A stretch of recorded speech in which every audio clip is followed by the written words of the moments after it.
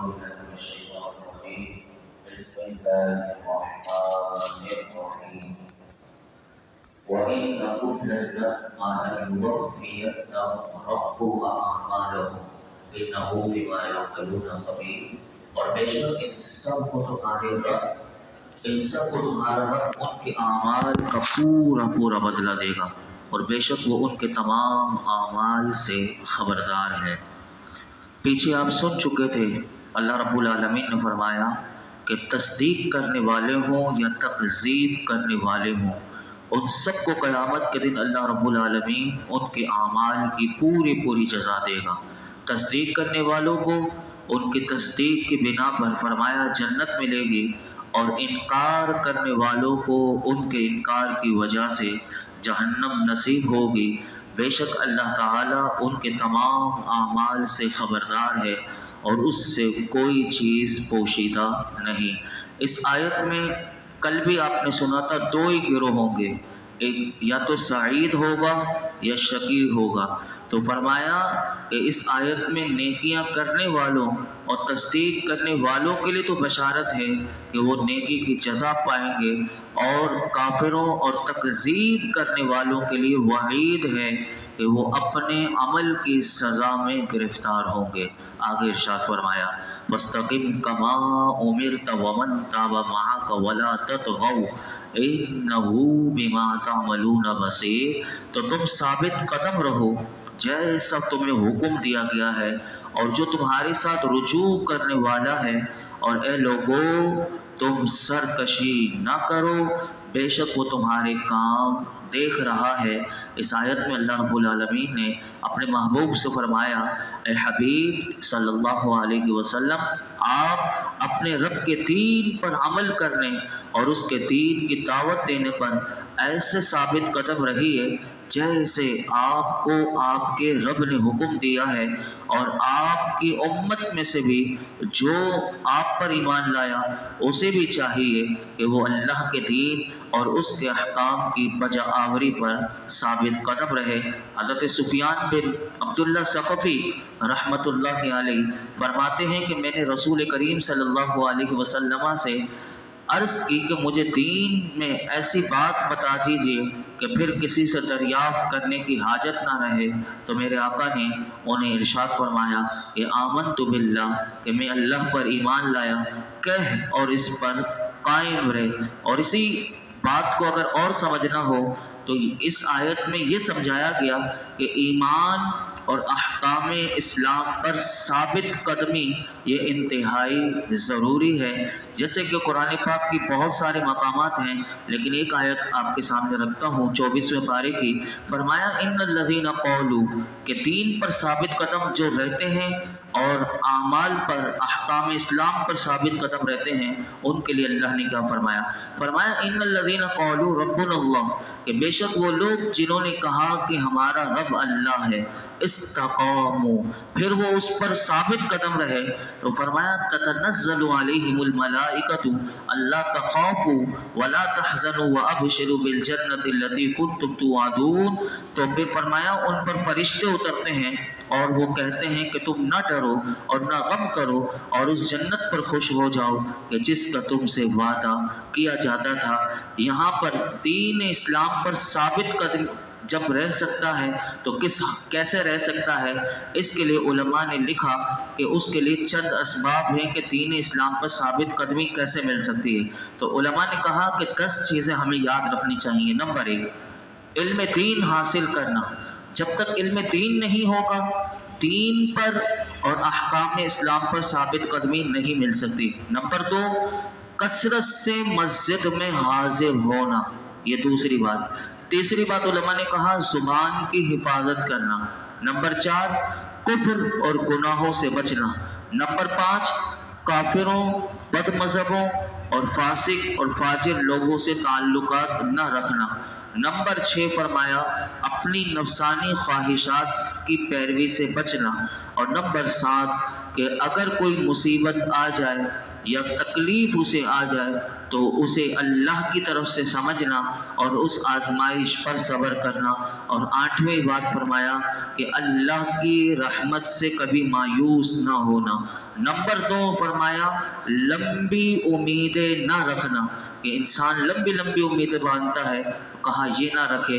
اور نمبر 10 فرمایا کہ دنیا میں رہ کر اور وہ زہد اور قناعت کو اختیار کرنا۔ یہ جب 10 چیزیں انسان کے اندر ہوتی ہیں تو فرمایا کہ اسے دین اسلام پر ثابت قدمی مل سکتی ہے۔ اگر اسی 10 چیزوں کو آپ الٹ کر دیجئے تو جب یہ 10 چیزیں نہیں ہوں گی تو فرمایا کہ یہی چیزیں ایمان اور عمل میں ثابت قدمی سے رکاوٹ بننے والی چیزیں بن جائیں گی۔ جیسے کہ علم دین سے جتنا دور ہوگا آپ دیکھ لیجئے جہالت کا غلبہ اس کے اوپر ہوگا۔ مسجد میں نہیں آئے گا تو کبھی بھی مسجد سے ہی دین سیکھ سکتا ہے۔ مسجد سے بہت سی باتیں انسان کو ملتی ہیں۔ مسجد سے لگاؤ کی وجہ سے انسان اللہ کی معرفت اور اللہ کی پہچان اور مسجد میں آنے کی وجہ سے اس کا تعلق اپنے رب سے جڑے گا، اور وہ اپنے تعلق کو جب جوڑے گا نہیں تو مجھے بتائیے کہ وہ اس کو نہ ایمان پر نہ عمل پر اس کو ثابت قدمی ملے گی۔ اور نمبر 3 وہی اسی کا میں الٹ بتا رہا تھا کہ زبان کی حفاظت نہ کرنا، کفر و گناہوں کو اپنی جان سے نہ بچانا، اور جتنے کافر ہوں، بد مذہب ہوں، فاسق و فاجر ہوں، اور اسی طرح نفسانی خواہشات کی بس لذت میں ہی لگے رہنا اور صبر نہ کرنا، اور اسی طرح اللہ کی رحمت سے جب تکلیف آ جائے مایوس ہو جانا، لمبی امیدیں رکھنا اور صرف دنیا میں ہی رغبت رکھنا۔ تو یہ جب یہ چیزیں ہوں گی تو کبھی بھی اس شخص کو دین اسلام پر ثابت قدمی نہیں مل سکتی۔ اور اسی آیت میں اللہ رب العالمین نے ایک اور بات بھی فرمائی کہ اے لوگوں کہ جس کام سے اللہ نے تمہیں منع کیا ہے وہ نہ کرو۔ جس کام سے اللہ نے، اب یہ دیکھ لیجئے 10 کام میں نے آپ کو بتا دی، اب فرمایا کہ لوگوں جس کام سے اللہ نے تمہیں منع کیا ہے وہ نہ کرو۔ تمہارے اچھے برے سارے اعمال فرمایا کہ اللہ کے علم میں ہے اور تمہارا کوئی عمل اللہ سے پوشیدہ نہیں۔ تو اے لوگوں تم اس بات سے بھی ڈرو کہ تمہارا رب تمہارے اعمال جانتا ہے، جبکہ حال یہ ہے کہ تم اس کے حکم کی خلاف ورزی کر رہے ہو۔ حالانکہ ہم سب کا یہی حال اگر ہم اپنے گریبان میں دیکھیں تو یہی ہے۔ دین اسلام پر استقامت صحابہ کو کیسے تھی، میں ایک جھلکی آپ کے سامنے رکھتا ہوں کہ دیکھیے کہ دین کیا ہے، دین کی محبت کیا ہے، کہ دین کے لیے اگر تانبے کی دیگ ہو، کھولتا ہوا تیل ہو، اگر اس میں بھی ڈال دیا جائے اور گوشت ختم ہو جائے اور ہڈیاں اوپر تیر رہی ہوں، لیکن دیکھیے کہ کیسی صحابہ کرام کا ایمان کیسا تھا۔ اللہ کرے کہ ہمیں اس ایمان کا تھوڑا سا حصہ مل جائے۔ وہ ایمان سنیے، میں آپ کے سامنے وہ صحابہ کرام کے طور کا ایک بتاتا ہوں۔ حضرت عبداللہ بن عباس رضی اللہ عنہما روایت کرتے ہیں کہ روم کی جنگ میں دوسرے مسلمانوں کے ساتھ صحابی رسول حضرت عبداللہ بن حذافہ سہمی، یہ صحابی رسول ہیں، روم کی جنگ میں ان کو گرفتار کر لیا گیا تھا اور 80 مسلمان اور تھے ان کو بھی گرفتار کیا گیا تھا، تو ان کے ساتھ ان کو بھی گرفتار کیا گیا تھا۔ اب رومی سردار جو تھا تو اس نے تمام کو مسلمانوں کو اپنے دربار میں بلایا اور حضرت عبداللہ بن حذافہ سہمی رضی اللہ تعالیٰ عنہ سے کہنے لگا کہ تم نصرانی ہو جاؤ ورنہ میں تمہیں تانبے کی دیگ میں ڈال کر جلا دوں گا۔ اللہ اکبر! دیکھیے دین تبدیل کروایا جا رہا ہے۔ دین سے محبت کیسی تھی، حضور نے کیا مطلب میرے آقا علیہ الصلوۃ والسلام کی صحبت یافتہ دیکھے کیسا ایمان تھا ان کا۔ اب اس نے کہا کہ تانبے کی دیگ میں ڈال کر تمہیں جلا دوں گا۔ یہ سن کر آپ نے جواب دیا ایسا ہرگز نہیں ہو سکتا کہ میں کبھی بھی نصرانی نہیں بنوں گا۔ تو وہ کیونکہ ظالم ہوتے ہیں اور کیونکہ یہ ظالموں کا کام یہی ہوتا ہے کہ وہ کیا کرتے ہیں کہ جب ان کی بات نہ مانی جائے، جیسے کہ ابھی چند دن پہلے یا لیٹسٹ میں نے 1-2 دن پہلے دیکھا کہ یہ جو وڈیرے ہوتے ہیں، ابھی حال میں ہی ایک وڈیرے نے مسجد ختم کرنے کا حکم دے دیا کیونکہ ان کے گاؤں میں یہ چاکیدارانہ نظام میں دیکھیے کیسے ظالم ہوتے ہیں۔ اب وہاں نہیں انہوں نے کہا، اب وہ ان کا ایمان بھی ہے کہ مسجد کو کیسے ختم کر دیا جائے، تو وہ باقاعدہ اس نے نہر توڑوا دی اور وہ نہر توڑوا کے وہ سارا پانی یعنی اس مسجد کی کوئی آ ہی نہ سکے مسجد میں، اور پورا پانی پانی نہر توڑوا کر آپ اندازہ لگا لیں، وہ میں نے بھی اپنی آنکھوں سے اس کی ویڈیو دیکھی جو ابھی لیٹسٹ ہی ہے، لیکن ہے وہی ظالم جو ہمارے پاکستان میں اندرون سندھ میں ہی ایسی ایک ظالم کی یہ داستان ابھی لیٹسٹ کی ہے۔ تو میں یہ بتانا چاہ رہا تھا کہ جتنے ظالم ہوتے ہیں وہ کیا کرتے ہیں کہ جب اس نے یہ سنا کہ تانبے کی دیگ سے بھی جلنے سے نہیں ڈر رہے، تو اس نے دکھانے کے لیے فوراً تانبے کی دیگ منگوا لی۔ راوی کے حضرت عبداللہ بن عباس کہتے ہیں کہ اس نے دیگ منگوا کر اس میں تیل ڈلوایا، تیل ڈلوا کر اس کے نیچے آگ چلا گئی۔ جب تیل خوب گرم ہو گیا تو پھر کیا ہوا کہ ایک مسلمان قیدی جو صحابہ میں سے تھے ان کو حضرت عبداللہ بن حذافہ کے سامنے اس جلتے ہوئے تیل میں ڈال دیا، اور ڈال کر اس وقت انہوں نے اپنی آنکھوں سے دیکھا کہ وہ مسلمان جو صحابی تھے وہ جل کر ان کا گوشت ختم ہو گیا تیل میں، اور اوپر ہڈیاں تیرنے لگی، یعنی وہ کھولتے ہوئے تیل میں ان کو ڈال دیا۔ اللہ اکبر۔ پھر اس نے کہا کہ دیکھا تم نے؟ تو اس نے کہا کہ اب ان کو جن کو ڈالا گیا تھا ان کو بھی کہا، یعنی اس ظالم نے ڈالنے سے پہلے ان کو بھی کہا کہ اگر تم نصرانی ہو جاؤ تو تمہیں چھوڑ دوں گا، تو انہوں نے بھی نہیں کر دی، تو ان کو تلوا دیا، تو ان کی ہڈیاں تیرنے لگی۔ اللہ اکبر۔ پھر حضرت عبداللہ بن حذافہ سے دوبارہ کہنے لگا کہ اب ہوتے ہو نہیں ہوتے عیسائی ہو جاؤ، تو آپ نے فرمایا کہ جس طرح تو نے اسے ڈال دیا اگر مجھے بھی ڈال دے گا میں پھر بھی نہیں ہوں گا۔ تو پھر اس نے کہا کہ انہیں پکڑ کر جاؤ ڈال دو ان کو بھی، حضرت عبداللہ بن حذافہ کو۔ حضرت عبداللہ بن حذافہ سہمی رضی اللہ تعالیٰ عنہ جب جا رہے ہیں تیل کی طرف ڈالنے کے لیے، جلاد جو ان کو ڈالنے کے لیے، آپ نے رونا شروع کر دیا۔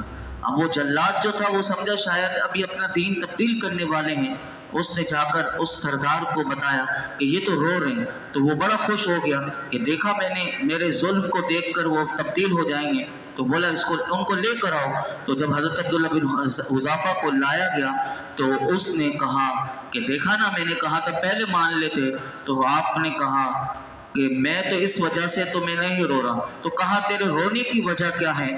تو آپ نے فرمایا کہ میں خدا کی قسم کھا کر کہتا ہوں کہ میں موت کے خوف سے نہیں بلکہ میں تو اس لیے رو رہا ہوں کہ میرے جسم میں صرف ایک جان ہے کہ جو میں اللہ کے دین کے لیے قربان کر رہا ہوں۔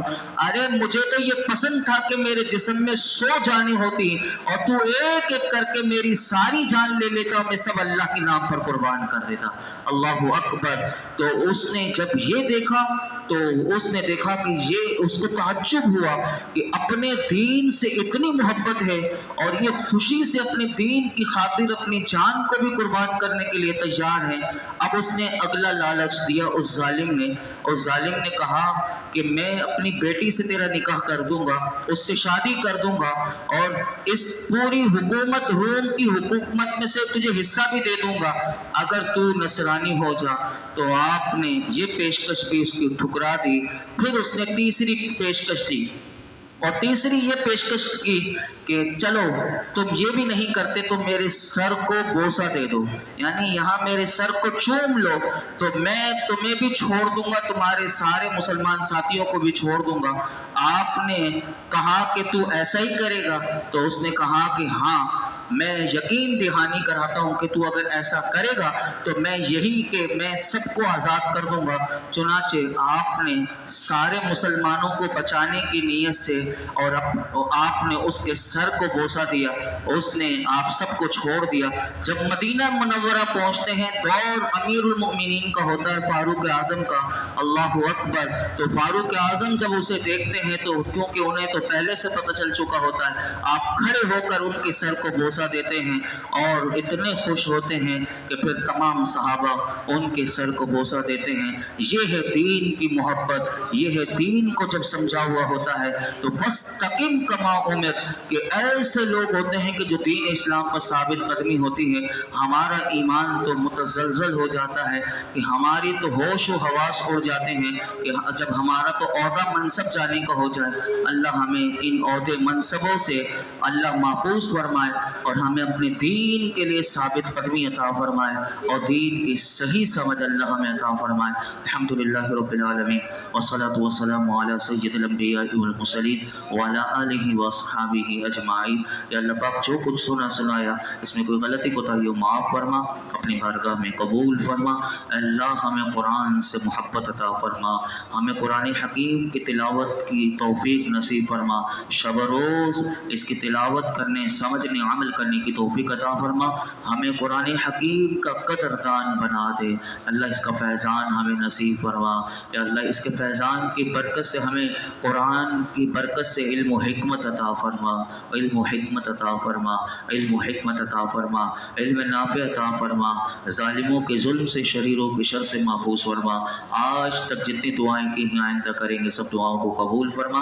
اس درس قرآن میں یہ جتنے حاضرین موجود ہیں اللہ جس کے دل میں جو مراد ہو پوری فرما۔ وصلی اللہ تعالی علی خیر خلق محمد وعلی آلہ وصحبہ اجمعین۔